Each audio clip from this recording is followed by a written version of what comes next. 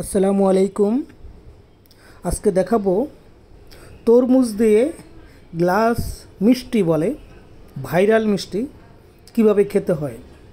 তরমুজ তো আমরা সবাই বিভিন্নভাবে খাই।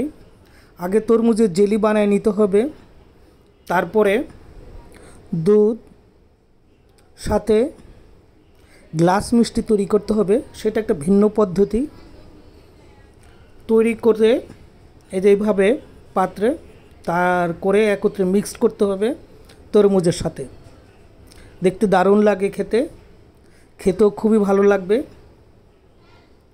সম্পূর্ণ প্রসিডিউর দেখাতে অনেক সময় লাগবে, তাই অল্প একটু দেখালাম। এই যে গ্লাস মিষ্টি এটাকে বলা হয়, খুব ভাইরাল মিষ্টি।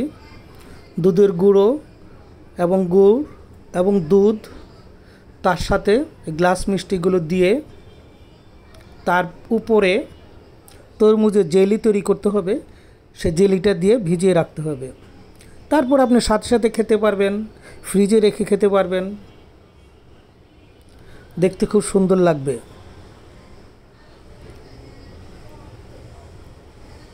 এই যে এখন মিক্সিং করা হচ্ছে। গ্লাস মিষ্টির প্রসিডিউর আরেক সময় দেখাবো।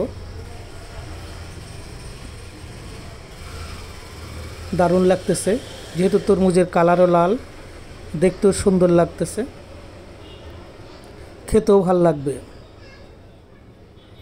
তাই না? দারুণ খাবার।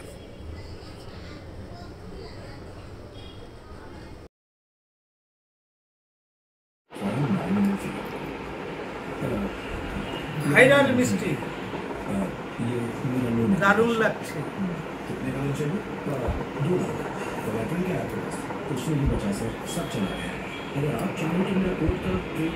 দারুণ হচ্ছে।